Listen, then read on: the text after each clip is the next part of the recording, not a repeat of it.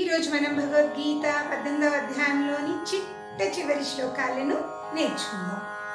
రాజన్ సంస్కృత్య సంస్కృత్య రాజన్ సంస్కృత్య సంస్కృత్య సంవాద సంవాద మిమమద్భుతం మిమమద్భుతం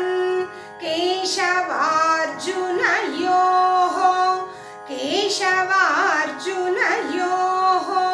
పుణ్యం పుణ్యం హృష్యామి చ ముహుర్ముహుః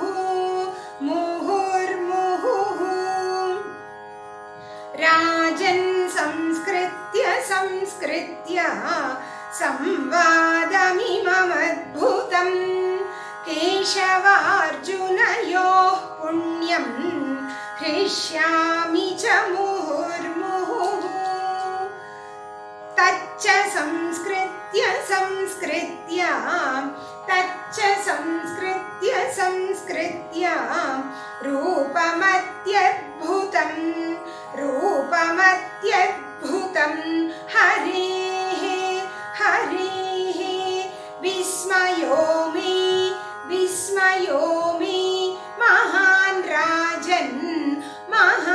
రాజన్ హృష్యామి చ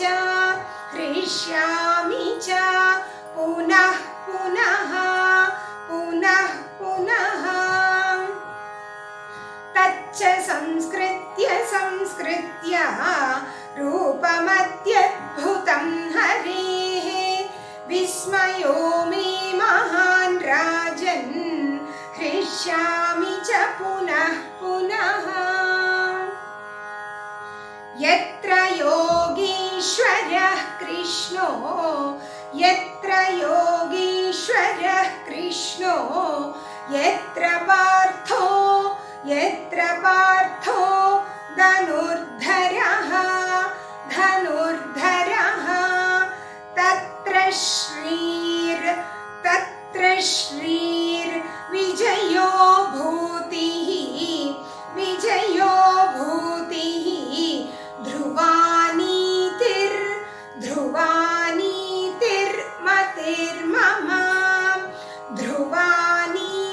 ధ్రువానీతిర్మతిర్మమ ధనుర్ధరః తత్ర శ్రీర్విజయో భూతిః ధ్రువానీతిర్మతిర్మమ इति श्रीमन्महाभारते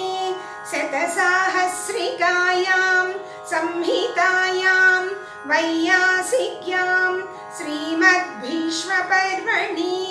श्रीमद्भगवद्गीतासु उपनिषत्सु ब्रह्मविद्यायां योगशास्त्रे